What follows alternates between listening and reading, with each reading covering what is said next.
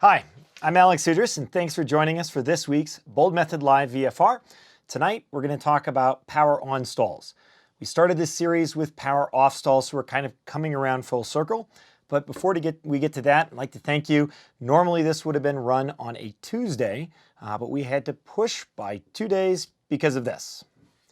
That's Swain Martin flying with the Thunderbirds. Swain Martin has his own YouTube channel. The link is in this video's description.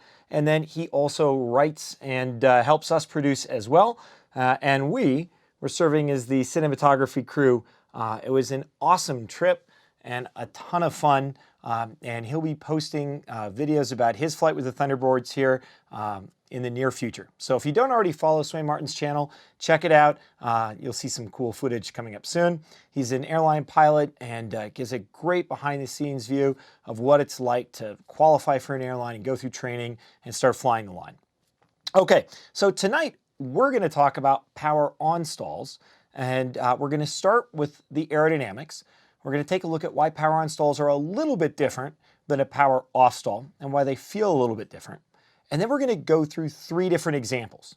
We're going to start with a straight ahead power on stall in the departure configuration. Then we're going to use the same configuration, but we're going to do a power on stall with a 20-degree bank angle turn to the right, maybe if we're turning crosswind or something like that. And then finally, we're going to demonstrate an inadvertent stall on a go-around. So in the full landing condition, essentially what would happen if you brought the power up and didn't apply forward pressure and had that aircraft trim for final approach. We're going to take a look at what happens there and how to recover from that stall. So let's get started with the aerodynamics, everybody's favorite part. Okay, we're going to start with a coefficient of lift diagram. And sometimes it's easy to forget what a stall is. And a stall is essentially a decrease in lift with an increase in angle of attack. So you can see as our angle of attack goes up and up and up, our lift keeps climbing until it gets right there. At this point, right here, right there, any increase in angle of attack will now start to decrease our lift. And you can see it drops off very, very quickly. But it's important to note that the lift does not immediately go to 0. In fact, during a stall, your wings are still generating lift.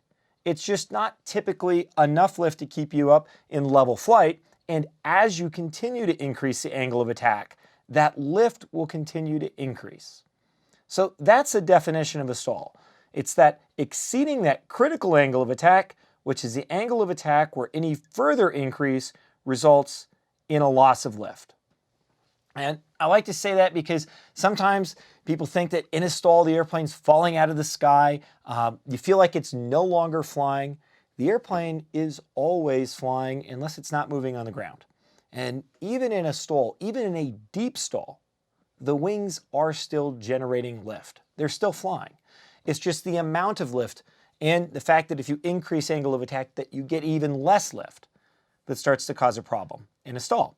Okay, so let's take a look at the next one. What we're going to do here is we're actually going to look at the pressure gradient, and you'll see this is first of all a little bit different than a power off stall because you'll notice that the flight path is angled, and that's because the aircraft right now is using its excess thrust or power to climb. So as opposed to maybe a descending flight path you'd see in a power off stall, this flight path is climbing. You'll also notice all those blue arrows coming back. That right there is your thrust. So in a power off stall, we don't have any thrust really coming off the engine. We don't have any extra airflow coming off the engine. And so in a power on stall, all that extra airflow, first of all, it keeps air moving over the root of the wing here. It also keeps air flowing, adds some airflow to your horizontal stabilizer and your vertical stabilizer, your elevator and your rudder. So when you're flying a power on stall, you oftentimes notice that you have more elevator control effectiveness. You might even feel like you have more force on the rudder. And that's because that propeller right out in front of you in a single is adding a lot of extra airflow to that tail. It's also adding artificial, or not artificial, but airflow to the root of the wing. so it can kind of delay that stall. So let's watch what happens as we continue to increase angle of attack. So as the angle of attack increases, you can see that lift increases. And for the first part, there's really not much separation. You can see the separation right here at the back of the wing. It starts to creep up. That's the red area. And at this point right here, that adverse pressure gradient, the movement from low pressure back to high pressure, the air has to walk the wrong direction. It's now starting to separate. And it's separating, right at the root of the wing. And as we increase that angle of attack, lift is still increasing, but you can see that separation moving up and up. And right here, separation has moved up far enough at the wing that we are at our maximum lift point. And as we continue to increase angle of attack, boom, you can see that lift immediately starts to drop. It drops quickly, and now the aircraft naturally will want to nose forward. But notice we still have airflow coming off of the propeller. So that airflow does increase the effectiveness of our horizontal stabilizer. It increases the effectiveness of our rudder. And you'll notice in a power off stall, you oftentimes have a really strong nose down tendency. The aircraft really wants to stall, and it immediately tends to nose down once you've hit that full stall. In a power on stall, that oftentimes doesn't happen. You'll feel it buffet, but typically not as much. And the nose itself, it's really not going to drop as aggressively and as quickly. And part of that is that thrust coming off of your propeller. If you're in a single engine airplane, the propeller's mounted in front of you, that thrust coming off the propeller and that airflow is adding effectiveness to your horizontal stabilizer. And so it's holding that nose up. Now that doesn't mean that the airplane isn't stalled.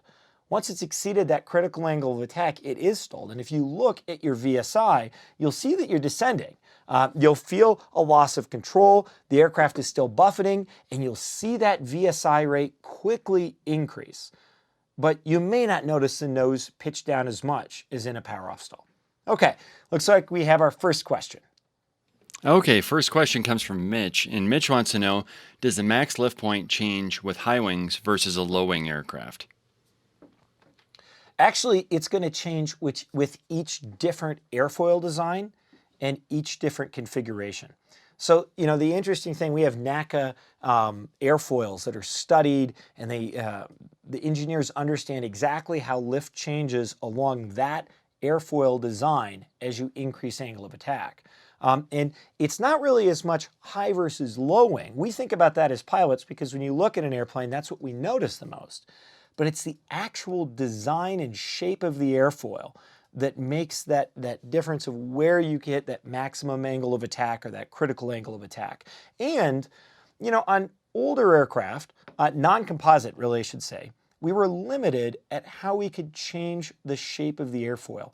It was very, very expensive to build complex airfoils that had maybe real thick cambers at the root and then twists out towards the wingtip.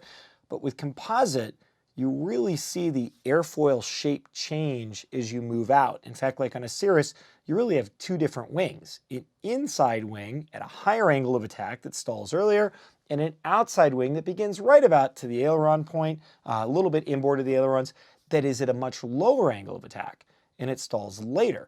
And in an aircraft like a Cirrus, and there are other aircraft that do this as well, that preserves aileron effectiveness in the stall. So, when you're looking at an airplane, you say, okay, this one stalls different than. It's oftentimes because the shape of the wing is different, or the loading, the weight loading of the airplane is different, or the thrust is different. All those come together to really define where you hit your maximum angle of attack and how quickly that happens and what it feels like. Even little things, like changing from a base-mounted horizontal stabilizer to a T-tail can make a big difference in the aircraft's stall characteristics. So it's kind of the entire design. Okay, let's take a look at rudder, because that's one of the things that really comes in a power-on stall. Okay, so let's start. This is our top view, and you can see here the aircraft is coordinated. The easiest way you know that is that the relative wind is going straight down the nose to the tail here. It's going straight down the longitudinal axis. That right there means the airplane's coordinated. You don't even need to look at a ball. And if you had a little yaw string like you would have in a glider, it would just be pointing straight down the windscreen. That means the airplane's coordinated. So as we start to pitch the aircraft up in a coordinated fashion, you can see that the stall grows evenly from the root out towards the wingtip on a traditional GA-shaped wing, planform wing. Okay, but the problem is, in a power-on stall, you have all of those left turning tendencies. The nose wants to pull around to the left, and so we need quite a bit of right rudder to keep the aircraft straight. If we weren't applying that right rudder, look what happens to the airflow. The airflow is no longer aligned with the aircraft's axis. It's now coming at it from the side.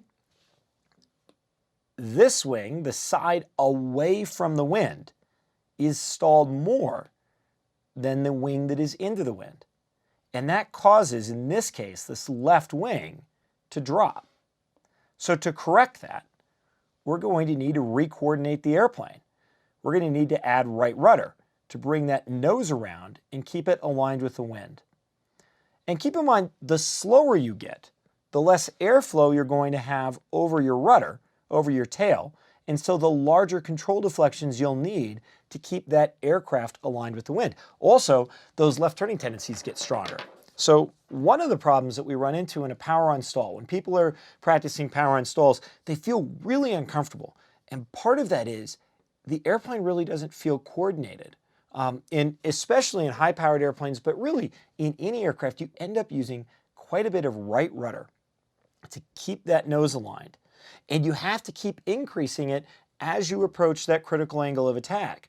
Because as the airplane is slowing down, that airflow is dropping off from the rudder. So one of the common mistakes is we kind of lock that rudder in as we start pitching up. Typically, as you start to lose sight of the horizon, you lock that rudder in and you just leave it there. But the reality is it has to keep going in to keep the airplane coordinated, because as you slow down, the amount of rudder you need will go up. Left turning tendencies get stronger, the rudder gets less effective, so you need to keep on that right rudder. So if you're sitting there in a power-on stall and you go, one of the biggest problems is I just can't keep my wings level.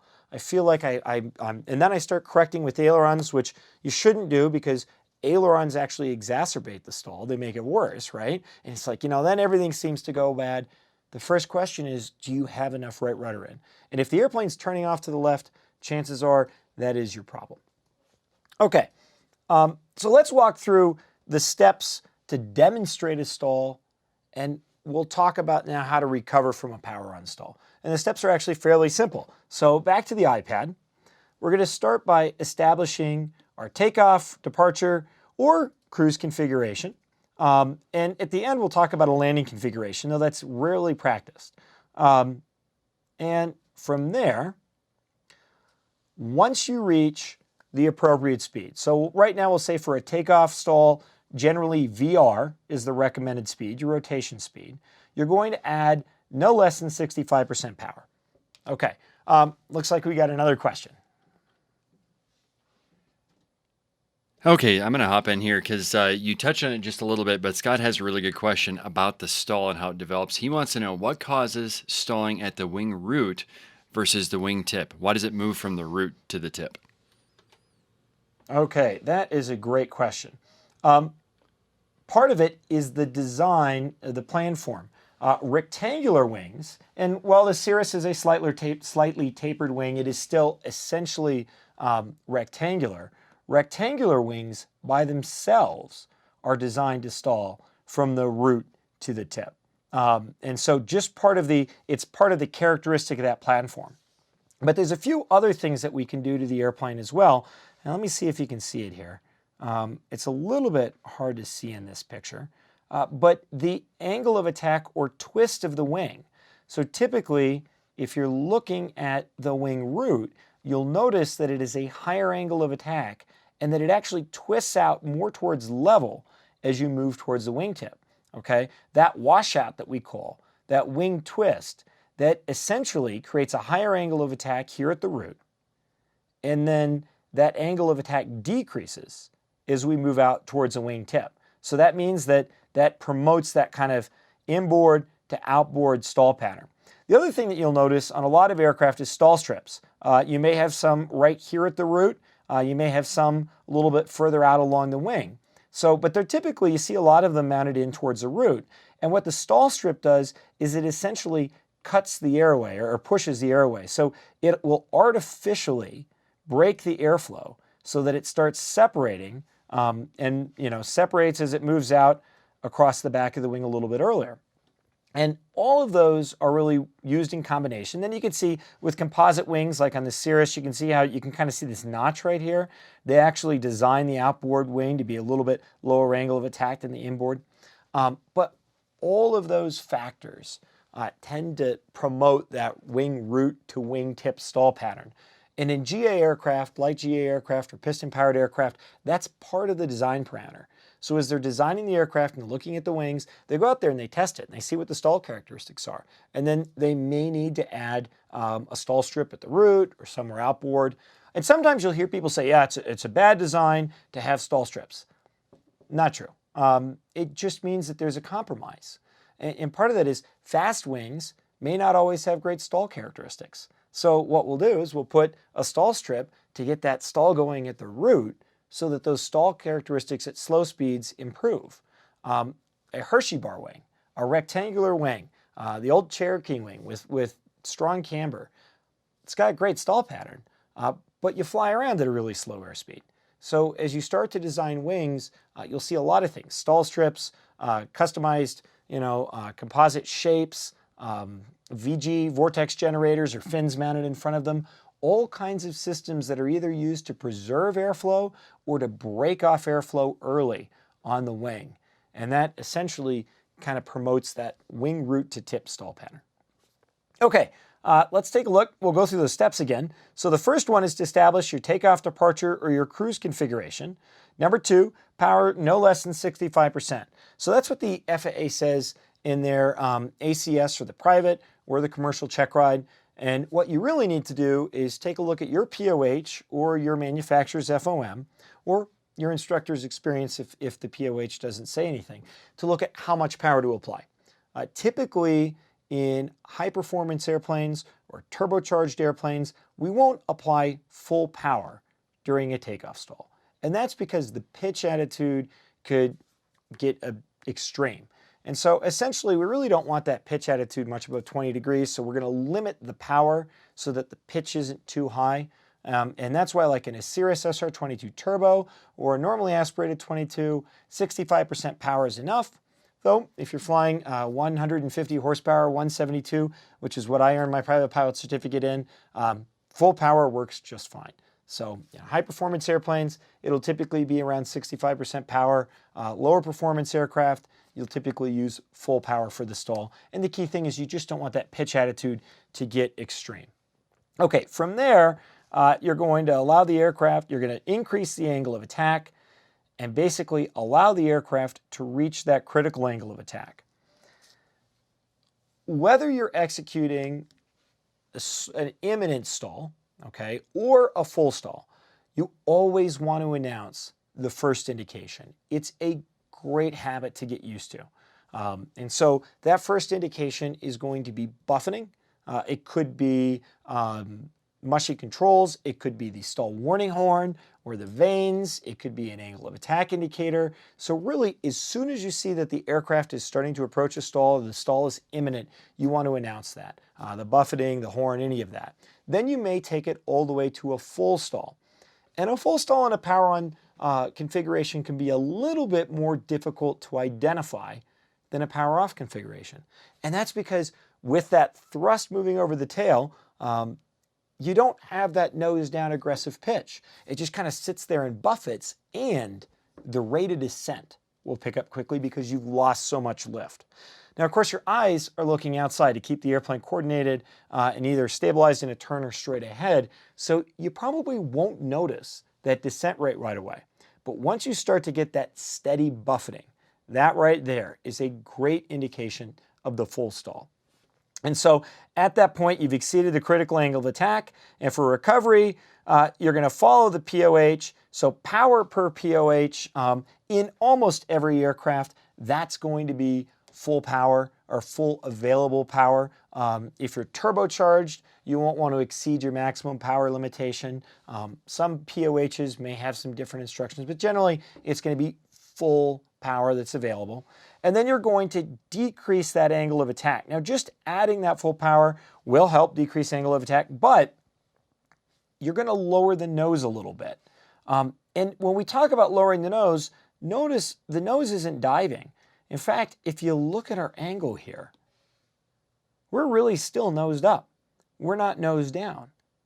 And that's because with all of that airflow and power coming off the aircraft, it really doesn't take much of a decrease in angle of attack to get the aircraft out of the stall. So one of the other common errors that you see with a power on stall or even a power off stall is that people tend to shove the nose forward, and it will absolutely break the stall. But the problem is most stalls occur at low altitude. A takeoff stall could happen during a distraction right after takeoff or on that turn from upwind to crosswind. Maybe you're maneuvering to avoid a bird or something, and you just end up with too much back pressure, or it's poorly trimmed. These things almost always happen at low altitude.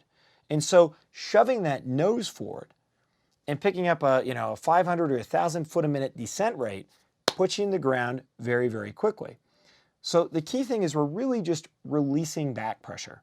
We don't need the aircraft, especially in a power on stall, to start descending. We just need to lower the angle of attack. And you'll see that nose come down, but typically in a power on stall, you might find yourself leveling out. In many aircraft, you'll be able to recover from the stall while still climbing. Just gently release the back pressure. In most cases, unless the stall is caused by a control failure or trim, it's the pilot's back pressure that's causing the stall. And so just relieving that back pressure will take care of the problem. And then from there, we're going to clean up our flaps. Typically, once the aircraft's climbing, if we have full flaps in, we'll bring them up. And then at the manufacturer's recommended speed, or VY, we'd clean them all the way up to 0.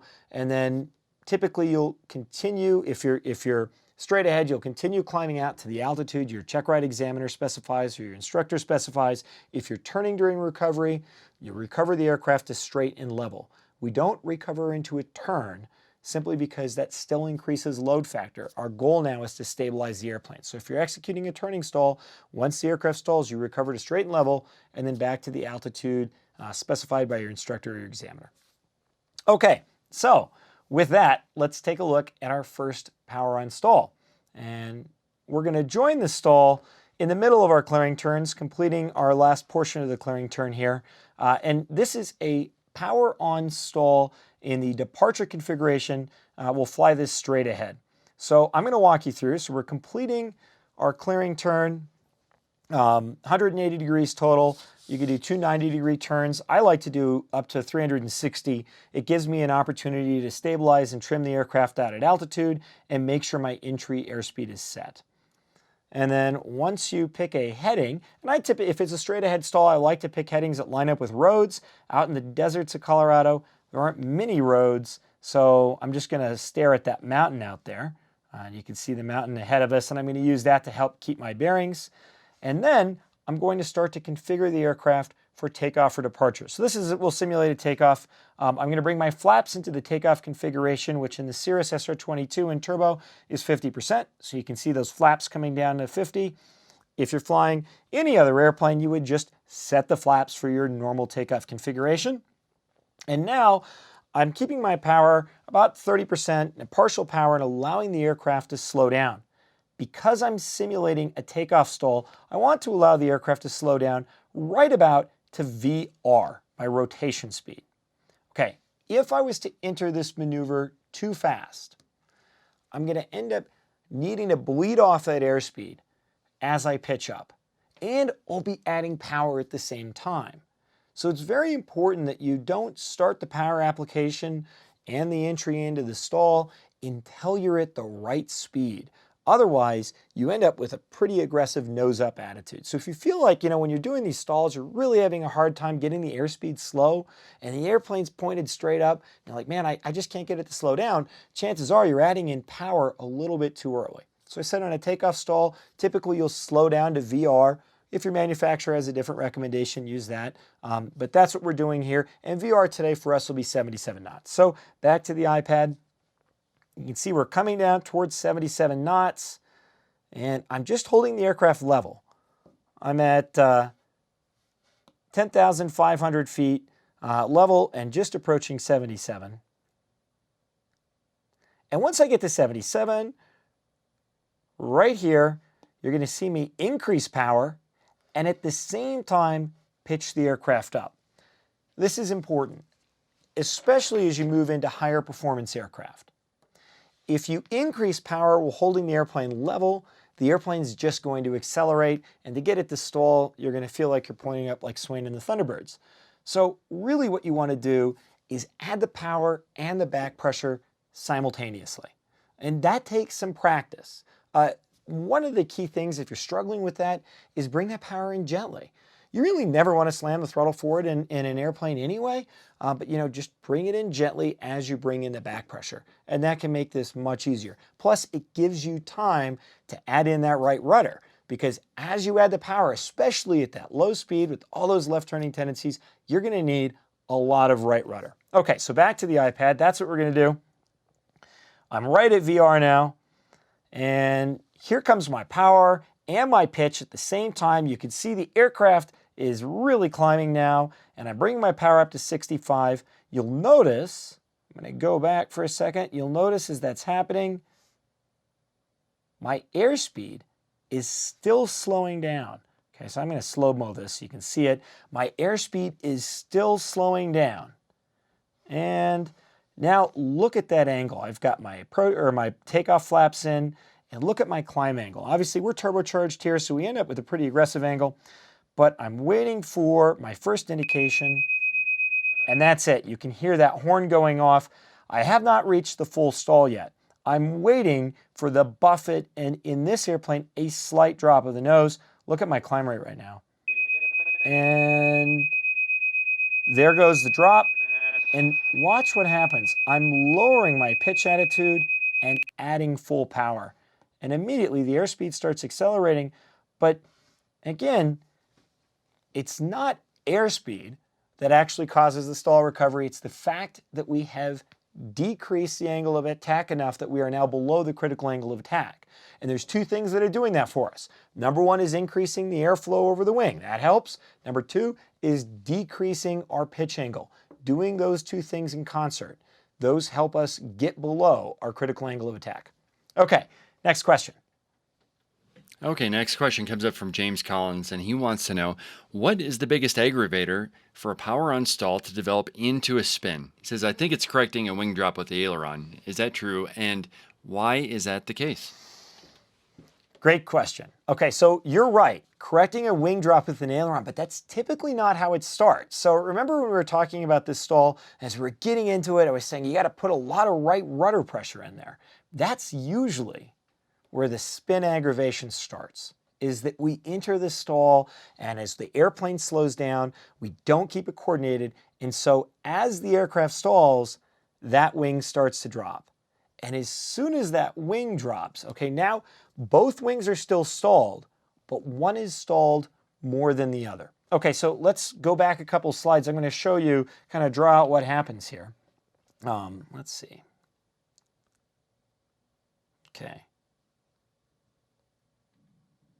Okay, so right here, you could see that in this case, our left wing has dropped. Okay, we're not holding in enough right rudder, a very typical power on stall problem.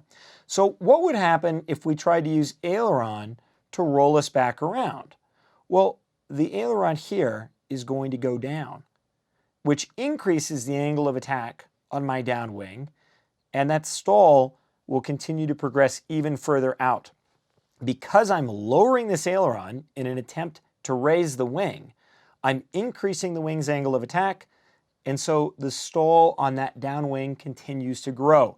And so therefore, you're actually going to find it rolls even further to the left. Eventually, you'll end up to the point where you enter a spin. One wing is significantly more stalled than the other.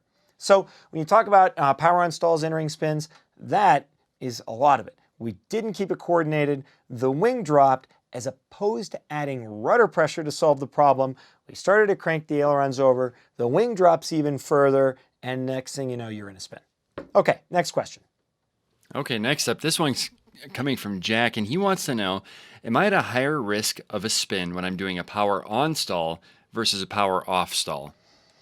Not if the aircraft is coordinated. If the aircraft is coordinated, the risk level is the exact same. And I can tell you, for all the reasons you can uncoordinate a power on stall, that right rudder pressure you need, people can also uncoordinate a power off stall.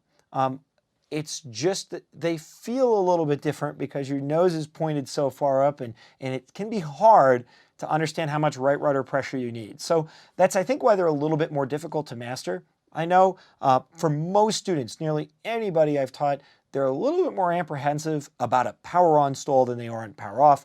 It's just that rudder pressure. So, and if you say, is one more likely to spin?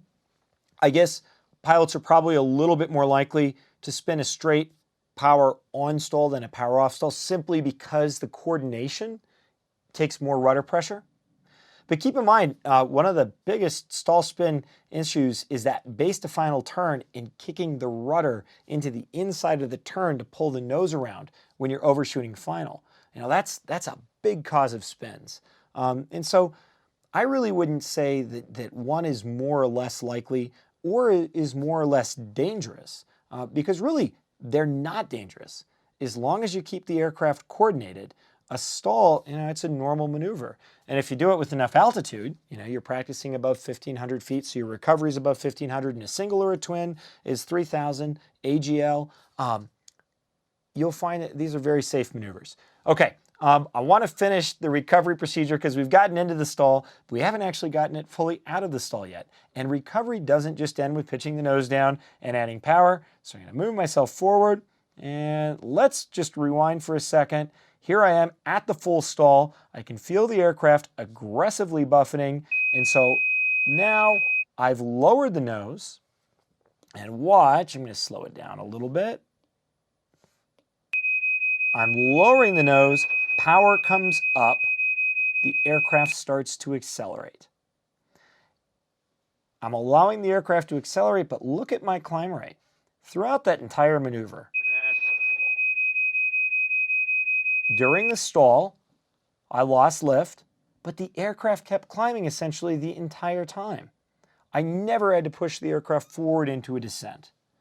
And now I'm going to continue to sit here, allowing the aircraft to accelerate out and climb until I meet my manufacturer's recommended flap retraction speed, or if they don't post one, VY. The SR22 Turbo G5 models and 6, they recommend 90 knots for takeoff flap retraction. So at 90 knots, I'm going to bring my flaps up. Here comes my 50% flaps up to clean. And now I'm going to continue my straight ahead departure to level off at the altitude specified by my examiner. Or in this case, I'll probably just level off here at 11,000 feet.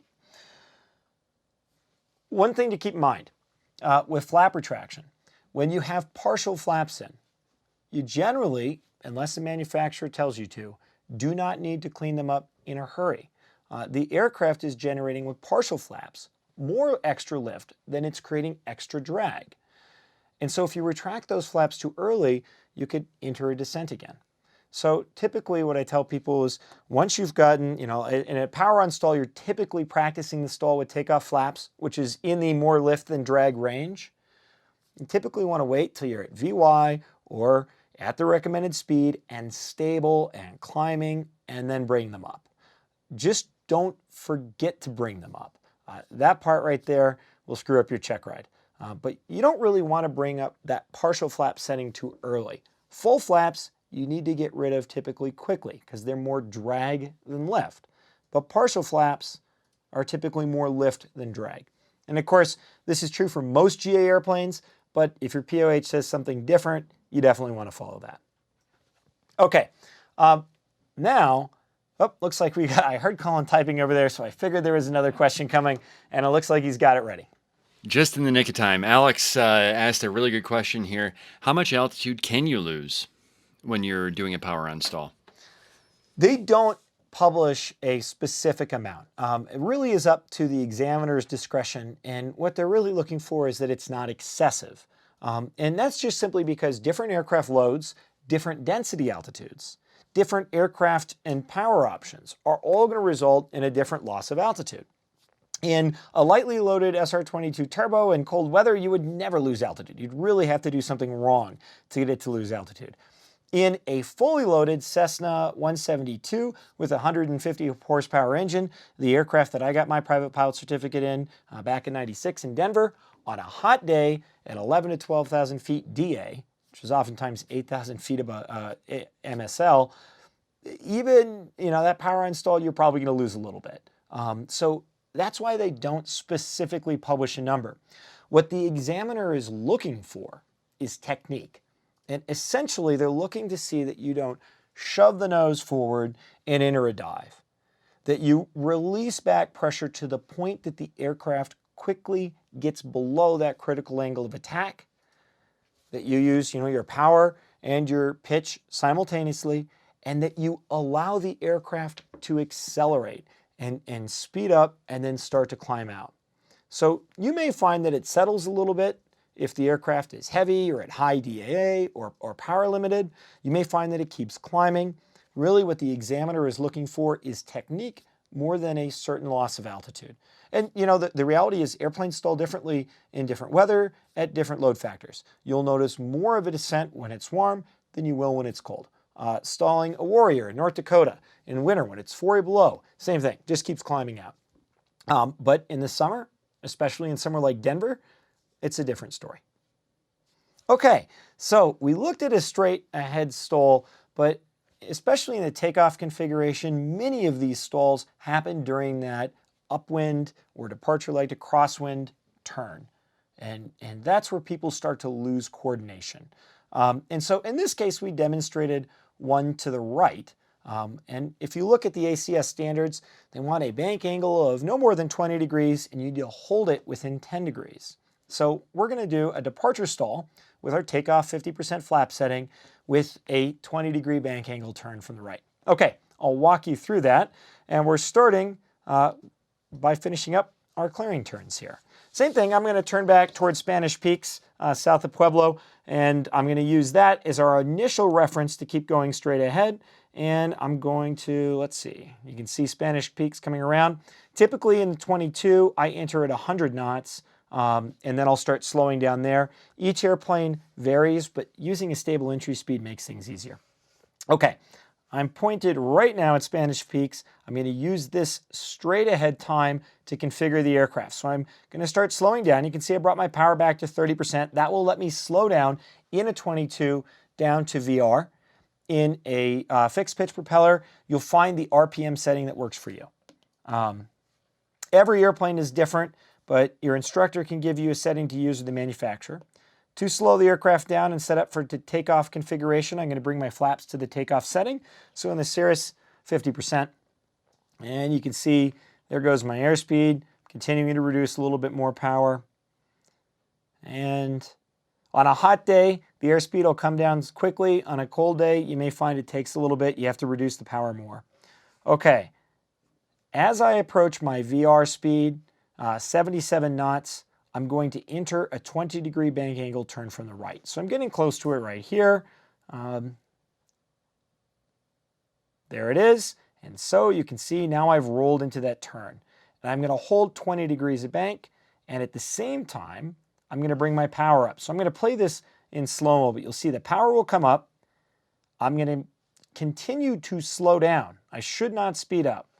I'm going to maintain that 20-degree bank angle to the right, and then you'll see the aircraft pitch up. So there's my turn.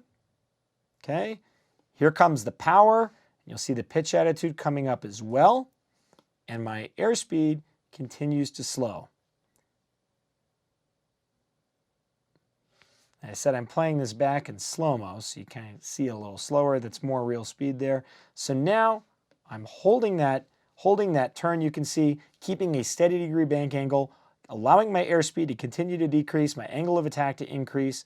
And as I'm doing this, I'm still going to need more and more right rudder pressure, even though I'm in a turn, okay? Because that angle of attack is high, lots of left turning tendencies.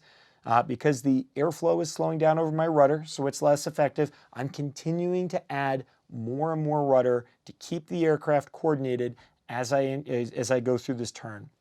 And one of the advantages, the turn already adds some drag, so I generally don't need quite as much pitch up attitude. Going back to the iPad, you can see it's not as aggressive as a pitch. And I'm winning. There's the stall warning. So that would be my imminent stall. I'm going to continue to keep the back pressure in now. I'm going to slow this down until I start to feel the steady buffet. And that is going to happen right there. And now I'm decreasing angle of attack and rolling the aircraft back to level. And I'm keeping the aircraft coordinated the entire time that I do this. You can also see that the airspeed now is starting to accelerate. Notice that my rate of climb, as I did this, we'll watch it again, 700, and it decreases a little bit during the stall, but I'm not pushing the aircraft into a descent. And I'm definitely holding the aircraft in a pitch up attitude and allowing my airspeed to accelerate. Once I hit my manufacturer's recommended flap retraction speed, 90 knots for takeoff flaps in the Cirrus SR22 Turbo G5, I'm going to retract my flaps from takeoff flap setting to clean. And if you don't have a recommended speed, VY works well. And then I'm going to recover by leveling off at the altitude the examiner specified. Okay, so key takeaway points. Even though we're turning, we still need right rudder, and we still need to keep the airplane coordinated. It feels uncomfortable because we're not used to stalling in a turn. In fact, I think one of the toughest things about training is we do so many straight ahead stalls. We don't do a lot of turning stalls. So if you haven't done one before and you've been doing a lot of stalls, talk to your instructor and ask to do some turning stalls, because your examiner will probably have you do at least one turning stall, and that's really where you're most likely to enter a spin or lose coordination. And once you get the hang of keeping that rudder in, no problem. Keys on recovery, get the airplane back to straight and level, get it climbing and stable, and then clean up those flaps once you hit the recommended speed. Okay, next question. Okay, Glenn's got a good question about this stall that we just watched, and that is the power on stall at 20 degrees of bank an accelerated stall? It is, though not the accelerated stall that you would actually execute during a commercial check ride or a CFI check ride. It is accelerated because at a 20-degree bank angle, you do have an increase in load factor. But when you're executing the traditional accelerated stall that we do on a CFI or commercial check ride, you're going to use a steeper bank angle, so the increase in stall speed will be significantly higher. Something to keep in mind, stall speed, we publish a stall speed, but that's really just a reference point. And it's very hard to tell unless you have an angle of attack indicator exactly what speed the aircraft will stall at, because your CG location, your weight, your bank angle, these all affect the aircraft stall speed. Power will affect it. Flap configuration affects it. So when you start thinking about that 20-degree bank angle turn, absolutely, it will stall a little bit faster. But again, I always tell people, when we show these, we have a HUD up there. But when we're flying them, our eyes are outside. We're really using our ears and our hands, kind of the seat of the pants, to feel the aircraft. And once we hear a stall warning, it could be the airflow getting quiet, it could be the stall warning horn, it could be an enunciation, it could be the buffet, mushy controls, all of those items right there that tell us that we are approaching a stall. That's what we're using to recognize, wow, okay, we have come close to stalling. One interesting thing, the more load factor you add, the more abruptly aircraft typically stall. So you really won't notice a change in the stall's abruptness between straight ahead and maybe 20 degrees of bank. As you start to get into those traditional steep turn accelerated stalls, the stalls can happen very, very quickly. And in fact, if you ever watched the Red Bull Air Races, which sadly are ending this year, every once in a while, you will see them accelerated stall the airplane. If you go look on the internet, you can see them accelerate stall the airplane. And in most cases, it's no big deal, because as soon as they roll the aircraft towards level, they have so much speed, it starts flying again. It actually happens more often than you would think during those air races. Okay, so there's one kind of stall here that we oftentimes forget about, and that's the go-around stall. It's not demonstrated on a check ride typically. It doesn't meet the takeoff or departure things that most people do, and oftentimes people will never ever practice one, except for maybe an elevator trim stall when they're going through their CFI certification. But the reality is a go-around sets you up perfectly for a stall. And part of that is because you've trimmed the aircraft for final approach speed, typically with enough back trim, nose up trim, to take the pressure off the yoke. If you haven't taken the pressure off the yoke or the stick, the aircraft is difficult to land. So you need to keep it in trim. But as you add full power, that nose is going to start to go up. And you're typically at full landing flaps or more flaps than you would use on a normal takeoff configuration. Okay, so we demonstrated this here in Durango, and we're setting this up as an example of an inadvertent stall. Okay, so you'll see us, we didn't let the aircraft actually get to a stall because we're at low altitude, and we've simulated the airspeed a little bit on a climb out. We did not stall the airplane coming off during a go-around in Durango, but this gives you a good example of what could happen. Because we were definitely not 1,500 feet, so we did not stall. So here you can see, as we come in, we're approaching on final, and right here I decide I'm going to execute a go-around. So my power comes up, but look what happens to the aircraft's nose. Notice my flaps, by the way, they're still in the full landing condition, and the nose starts to pop up. And notice what's happening to my bank angle. You can kind of tell from the horizon. The aircraft is starting to move to the left because I wasn't planning on this stall in my simulated example here, so I'm not holding enough right rudder. Right here, I think you'll hear the stall warning horn. And at this point in time, I'm going to recover. You'll notice that immediately I bring the nose down, though I don't have to bring it into a dive. Just pushing forward on the yoke is enough. The aircraft continues to maintain a climb rate. I have decreased past the critical angle of attack, and I accelerate out. Once I've got the nose down and my aircraft is climbing, I would bring my flaps from 100% in the Cirrus up to 50. Once I pass 90, I would bring them from 50 up to clean. But you can see the key in this stall is to get that nose forward and add that power in and add right rudder to re-coordinate the airplane. Now, one more time, because I don't want anybody to go out there and practice a real elevator stall at the runway. This was simulated. Airspeed wasn't stalling. We inserted the stall horn and kind of slowed it down. We do these all the time at altitude so that recovery is above 1,500 feet. But we wanted to kind of show you what it would look like at the runway. So, but if you're going to go practice this, you know, just like us, if we're going to go actually bring the aircraft close to a stall to the point where we have horns and we're starting to enter that stall region, we're always going to do this maneuver above 1,500 feet AGL. So the entire thing recovers in a single above 1,500 feet. Okay, next question. Okay, we got time for one last question. I wish we had time for more because we have a ton of really good questions here. But this one comes from Wade, and he wants to know, what causes a secondary stall?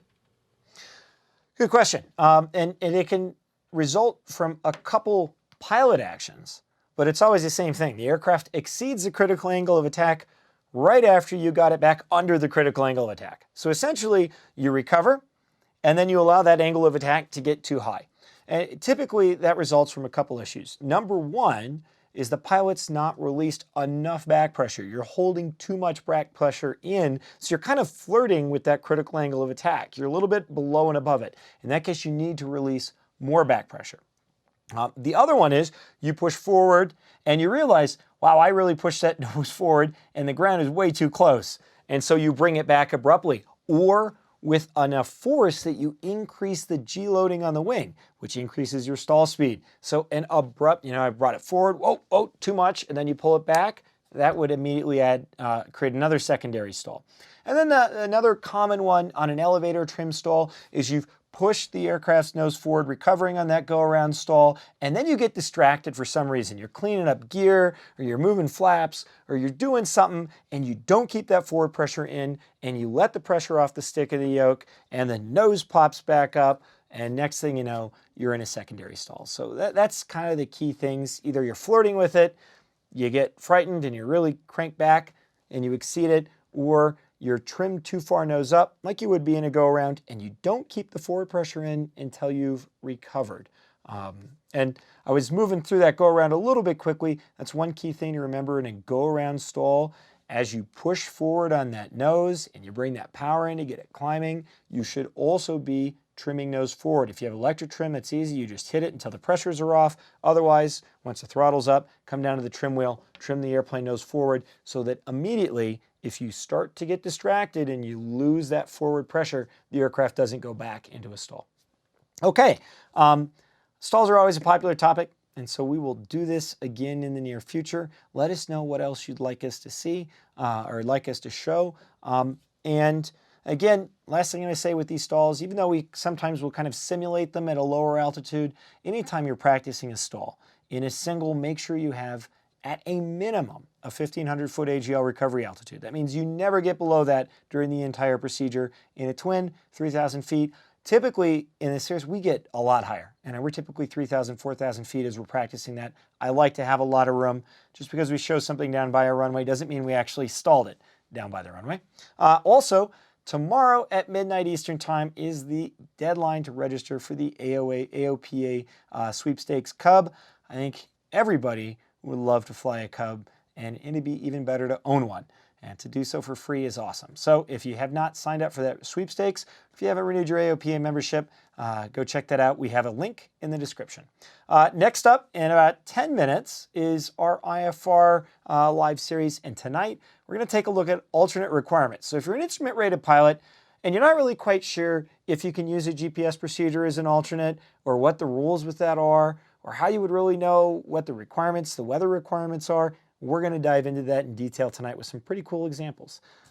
Otherwise, thanks for tuning in, and we hope to see you in 2 weeks. Good night.